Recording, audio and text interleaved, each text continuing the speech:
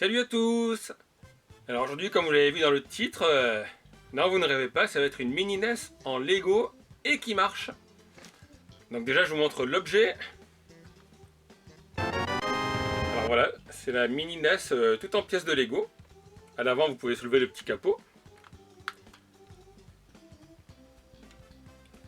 Alors sur le côté vous voyez des ouvertures, vous allez comprendre à quoi ça sert dans quelques instants. Donc c'est une mini NES qu'on achète, moi j'ai acheté sur Bricklink. Je vous montre la photo de la page Bricklink. Vous l'achetez, alors moi elle m'a coûté 33 € port inclus, elle venait d'un vendeur de Hollande. Donc Bricklink, pour ceux qui ne savent pas, c'est un site pour les fans de Lego. Et ils vendent des pièces détachées, il y a des petits kits qu'ils fabriquent, comme là un petit kit Alien, et puis ils vous le vendent. Donc soit ils vous le vendent, soit vous avez la liste et vous achetez les pièces détachées. Alors vous pouvez acheter des pièces neuves ou d'occasion. Donc là dans le kit j'ai eu 3 petits sachets, des sachets comme ça, de Nespi Case, avec en plus les sachets numérotés, et puis il est marqué instruction page 18 à 27. Le mode d'emploi est disponible en PDF sur le lien de la commande. Donc là vous avez quelques images du mode d'emploi qui est vraiment très clair. Et du coup j'ai créé ce petit objet là qui est vraiment joli. Donc il est solide. Et vous allez me dire, mais comment est-ce que tu fais marcher des jeux là-dedans? Puisque c'est des pièces Lego, c'est des pièces en plastique. Et c'est là où il faut avoir le deuxième accessoire indispensable. Et donc pour ça, si vous n'avez pas vu, vous verrez dans la description. Je vous mettrai un lien, ça vous renvoie sur la page qui vous montre le tutoriel, plus les 2 vidéos que j'avais faites, plus le lien vers les produits que j'avais achetés. Et ça marche avec un Raspberry Pi 3. Vous pouvez mettre aussi un Raspberry Pi 2 à l'intérieur. Donc le Raspberry, pour ceux qui ne savent pas en fait, c'est une sorte de petit micro-ordinateur, je vais vous le montrer. C'est ça. Donc moi j'utilise le Raspberry Pi 3, puisque dedans vous avez le Wi-Fi intégré. Il y a 4 sorties USB, une sortie réseau, une sortie HDMI, une entrée pour le courant. Donc avant moi je l'utilisais dans ce petit boîtier. Petit boîtier en plastique qui est pratique, mais qui n'est pas d'un super esthétique. Et donc il y a un gars qui a créé ce petit boîtier en Lego, alors comme vous voyez, le Raspberry entre bien à l'intérieur et il s'emboîte bien. Après vous remettez le couvercle. Hop. Vous mettez le petit cache. Donc derrière, vous avez l'entrée HDMI et l'entrée électrique. Il y a aussi une sortie son si vous voulez mettre un casque. Sur le côté, comme je dis, il y a les 4 USB plus le RJ45 réseau. De ce côté, alors là, c'est moins accessible. C'est pour mettre la carte micro SD. Mais si comme moi, vous avez transformé votre Raspberry Pi en console rétro gaming, la carte SD, j'achète toujours à l'intérieur. Surtout que j'avais mis une 16 Go, donc il y a de la place. Donc si vous ne l'avez pas, il vous faut ce kit Lego, le Raspberry Pi 3, et éventuellement, alors là ça dépend de ce que vous avez déjà chez vous en fait, puisque sur ma vidéo j'avais fait le rétro gaming, j'avais dit montez-vous une console pour 40 €. Et forcément j'ai des abonnés qui m'ont dit oui mais ça coûte plus cher. En fait non, de base ça coûte dans les 38-40 € l'ordinateur. Après, il vous faut bien sûr, si vous n'avez pas acheté une carte SD, acheter une carte SD, il y en a 8 €. Acheter c'est le mieux un petit joypad. Donc moi c'est un joypad rétro gaming Super Nintendo. Alors ils en vendent pour la NES, mais la NES il n'y a que 2 boutons. Et comme cet appareil peut émuler différentes consoles, la Mega Drive, la PC Engine, la Super Nintendo, je préfère jouer avec ce paddle. Mais si vous voulez jouer uniquement mini NES, vous pouvez acheter des paddles USB mini NES comme celui-ci. Ça fait l'affaire tout aussi bien. Et en plus du paddle, si vous n'avez pas, alors ça marche avec une alimentation micro USB. C'est du 2,1 volts. Donc soit vous pouvez le brancher sur votre chargeur de portable si c'est le bon voltage, ou sinon vous faites comme moi j'avais acheté en fait un petit kit alimentation, un petit kit au craie. Il y avait l'alimentation, plus le boîtier, plus des petits radiateurs à coller dessus pour le refroidissement. Donc voilà, de base, l'ordinateur, le Raspberry Pi, il coûte 40 €. Si vous achetez l'alimentation, ça vous fait 15 € de plus, la carte SD ça fait 8 € de plus. Et le joypad, ça dépend des modèles. Vous avez des modèles à 3 €, vous en avez à 15 €. Moi j'utilise un iBuffalo, il marche très bien. Après vous avez des joypads 8bido, donc c'est une marque officielle qui fait des jolis produits. Je vous ai testé la petite enceinte Bluetooth 8bido. Mais par contre c'est pas donné ça. Et du coup, vous pouvez vous faire votre propre console mini NES. Alors il faut savoir que la mini NES officielle, on les trouve quasiment pas à prix normal. Le prix normal c'était 60-70 euros. Donc forcément tous les mecs ont spéculé dessus, vous le trouvez à 200 ou 250 euros sur Amazon je crois. Et ce que j'ai bien peur c'est que la mini Super NES qui va sortir fera le même chemin. Donc honnêtement il faut mieux que vous regardiez ma vidéo comment vous fabriquer une console rétro gaming avec 40 euros. C'est très simple. Comme je l'ai dit, vous avez le lien dans la description qui renvoie à la page où vous avez les liens vers les produits que j'ai utilisés. Et la vidéo tutoriel pour créer votre console. Plus la vidéo comment utiliser le Recalbox. Car ça vous permettra d'avoir une mini NES pour... alors là si on ajoute tous les composants, c'est-à-dire le boîtier Lego qui coûte 33 euros, le Raspberry Pi à 40 euros, ça fait 77. Vous rajoutez une alimentation, allez on va dire à 13-15 euros, ça fait 90. Le joypad et la carte SD, ouais, vous en avez pour 100 euros, mais 100 euros, ça émule la mini NES, ça émule aussi la Super Nintendo, la Super Graphics, la PC Engine, la Mega Drive, la Game Gear, la Game Boy, il y a quoi d'autre encore? La PlayStation 1, vous pouvez émuler plein de consoles dessus. Alors pour les plus pointus, vous savez qu'il y a deux programmes pour le rétro gaming. Il y a la Recalbox et RetroPie. Donc moi j'utilise Recalbox puisque c'est la plus simple. Vous n'avez pas grand chose à paramétrer. Pour les plus pointus, vous pouvez utiliser RetroPie qui émule aussi la Dreamcast, la GameCube aussi, la Nintendo 64. Et moi j'utilise cette version qui est plus facile à utiliser. Vous n'avez qu'à formater la carte, vous installez le programme et après ça vous de télécharger des ROM. Donc du coup avec ce petit boîtier, je trouve que ça prend vraiment une classe hyper chic. Alors ils vous vendent des boîtiers en impression 3D. Mais voilà, les boîtiers vous les payez quoi, 20-25 euros. Tant qu'à faire, autant acheter celui-là, c'est du vrai Lego, pour une fois. Et vous pouvez le faire avec des briques chinoises à la rigueur, si vous avez les bonnes briques. Et franchement, il y a un bon rendu. En plus, vous allez voir après, quand j'essaye sur ma mezzanine, j'ai installé sur une petite plaque Lego et j'ai fait des petits décors à côté, puisque là c'est pareil. Vous pouvez la customiser. Rien ne vous empêche, par exemple, d'enlever cette plaque si vous voulez. Hop. Et de mettre un petit Stormtrooper dessus. C'est vous qui voyez, comme disait l'autre. Alors j'ai testé l'émulation, vous allez le voir après en vidéo. Et honnêtement, ça chauffe pas trop. Puisque normalement, moi sur mon boîtier plastique, il y avait des petites grilles d'aération en dessus. Pour la ventilation. Mais là en fait derrière, vous voyez, il y a un assez grand espace. Sur le côté aussi, l'air peut rentrer. Au pire, vous pouvez ouvrir devant la petite fente. Ça fera passer de l'air. Moi j'ai pas eu de problème, après j'émule pas des consoles hyper modernes quoi. Parce que la PlayStation et les jeux prennent quand même pas mal de place. Donc je m'en sers plutôt moi honnêtement pour la Mega Drive et la PC Engine.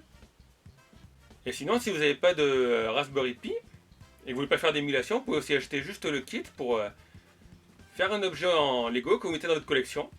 Donc je vais vous montrer ça d'un peu plus près. A de suite. Alors voilà la petite console assemblée. Donc dedans j'ai déjà installé la carte. Alors ça comme je vous l'ai dit, vous pouvez l'ouvrir. Donc vous voyez ça représente bien la mini NES. Ou même une NES normale mais en mini format. Donc là, comme je dis à l'intérieur, j'ai mis la carte.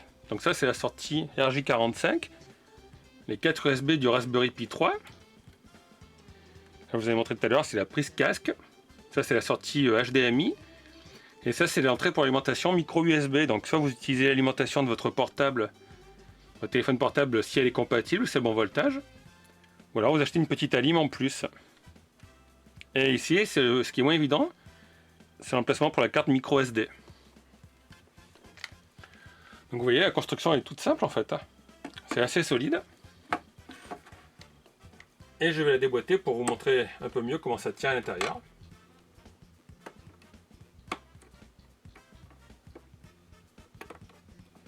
Voilà. Donc là sur le couvercle, c'est un système comme ça. Alors je sais pas pourquoi ils ont mis cette couleur pour cette pièce, c'est vrai qu'on la voit pas, mais ils ont pu en mettre une grise quand même. Et c'est l'intérieur de la mini NES. Enfin la mini NES personnalisée. Donc comme vous voyez, c'est ajusté pile poil pour la carte. Donc ça c'est un Raspberry Pi 3, mais le Raspberry Pi 2 normalement est prévu pour entrer dedans, puisque le modèle a été fait à l'époque pour le Raspberry Pi 2. Donc quand on la pose, Et ensuite on remet le couvercle.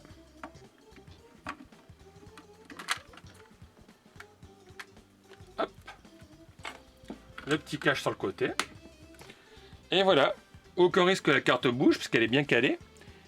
Et de toute façon ici la pièce triangulaire cale la sortie sortie jack. Donc la carte ne bougera pas. Alors comme je vous l'ai dit, j'ai pas eu de problème de surchauffe, même s'il n'y a pas de ventilation dessus. Puisque l'air de toute façon circule par ici, il circule par là. Par contre, moi ce que je vous ai dit, c'est que sur ma carte Raspberry Pi 3, quand j'avais acheté le kit boîtier, et il y avait des petits radiateurs à coller, donc il y a 3 radiateurs que j'ai collés dessus. Ça aide au refroidissement. Donc ensuite, pour jouer, c'est tout simple. Voilà, moi j'ai un câble d'alimentation, micro USB. Donc ce qui est chiant avec le micro USB, c'est le type C, c'est toujours de savoir dans quel sens on le met. Voilà. Et sur le côté, comme je l'ai dit, j'utilise une manette de Super Nintendo, mais enfin, une compatible au look Super Nintendo, que je mets sur le côté dans un des 4 ports USB. Et puis derrière, il manque plus, mais là je l'ai pas, à raccorder le câble HDMI.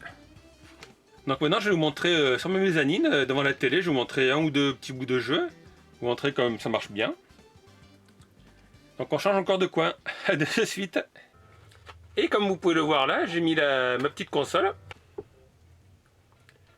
Et comme vous le voyez là, j'ai mis ma petite console mini NES Lego sur une petite plaque Lego.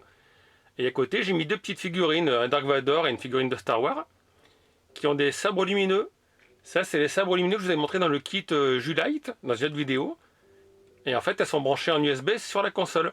Alors par défaut, moi c'est Super Nintendo, mais comme je vous ai dit, je vous ai pas menti, ça émule la Nintendo. Vous avez aussi d'autres consoles hein, que vous voulez, vous avez la Game Boy Advance, la Game Boy, la Mega Drive, le Mega CD, la 32X, la Master System, la PlayStation, la PC Engine. Ça c'est Neo Geo et Retro même, les bornes d'arcade. Alors là j'ai installé sur, parce que je joue pas trop à l'émulateur de Nintendo NES, moi je suis plutôt Mega Drive. Vous pouvez le voir sur Mega Drive, j'ai 1125 jeux disponibles. Donc sur Nintendo NES, j'ai téléchargé un pack mini NES justement. Donc on a les jeux de la mini NES. On va regarder ce que c'est, ça c'est Zelda 2. Donc je vais rentrer mon nom comme je vous l'ai dit, enfin mon prénom c'est pas Alex, c'est Eric. Alex c'est uniquement en rapport avec Alex Kidd. Hop là.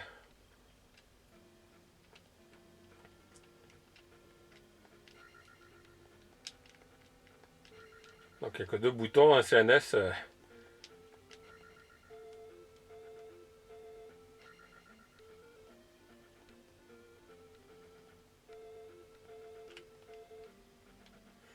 Effectivement, on prend quand même une claque un petit peu.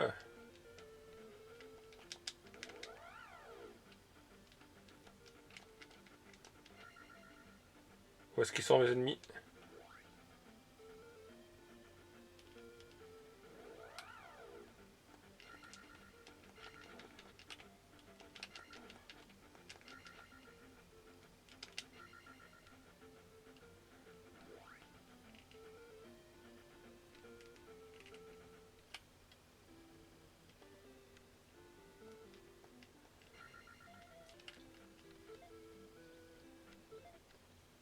Donc on appuie sur Start et Select pour reset, comme je l'ai montré dans la vidéo sur la console.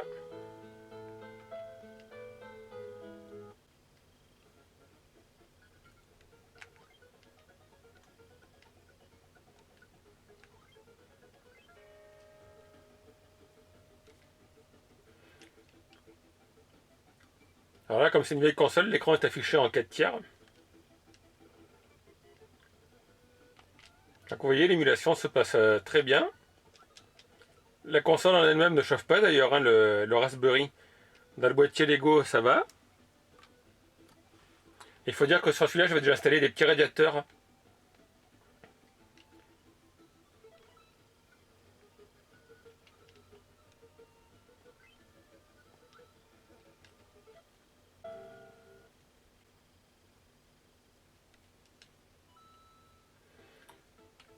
Et on a bien sûr aussi Super Mario Bros à l'intérieur.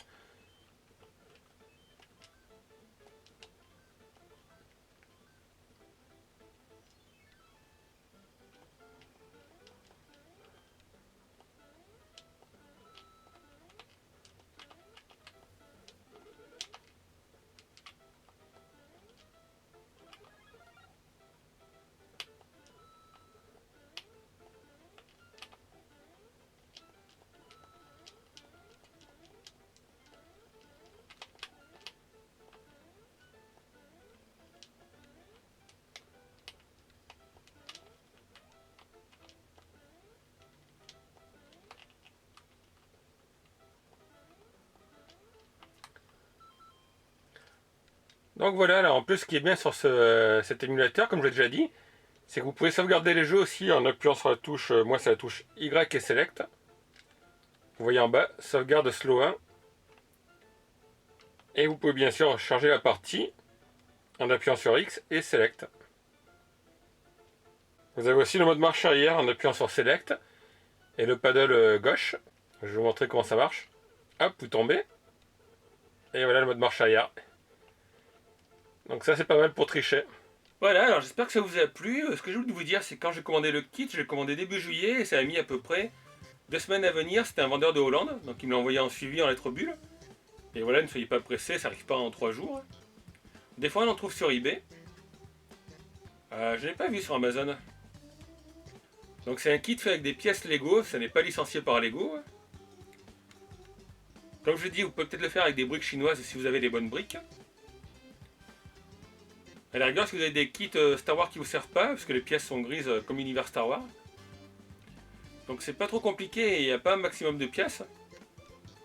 Il y a pas mal de pièces lisses dessus surtout. J'aime bien aussi les petits boutons là. En tout cas, comme je vous ai dit, donc vous avez les liens dans la description de la vidéo. N'hésitez pas à aller voir le tutoriel pour faire une console rétro gaming si vous ne l'avez pas faite. Alors je voulais vous faire une vidéo sur la mini Super NES. Et puis elle est tellement vue que je me suis dit c'est pas la peine. Je voulais vous faire une vidéo en fait dessus. Est-ce que ça vaut la peine de l'acheter? Et moi, comme j'ai peur qu'il y ait trop de spéculation encore sur la Super Mini NES, je pense qu'il faut mieux pas l'acheter et il faut mieux faire comme moi, vous achetez le Raspberry Pi. Après le boîtier Mini NES si vous voulez, sinon vous avez des boîtiers en plastique qui sont plus discrets, et qui coûtent moins cher. Hein. Voilà, vous avez des petits boîtiers comme ça, des petits boîtiers fluo, des petits boîtiers décorés. Moi, à moins que la Super Mini NES reste à prix normal, je l'achèterai. Mais sinon, franchement, j'ai pas envie de me faire enfiler par des gens qui vont me commander 3-4 d'avance qui vont les revendre à 4 fois le prix. Alors avant de vous quitter aussi, il faut que je vous montre ceci que j'ai trouvé sur internet. C'est une fausse mini NES chinoise. Donc j'en ai commandé une, ça coûte 25 € chez nos amis chinois. Ça aussi je vous mettrai le lien dans la description.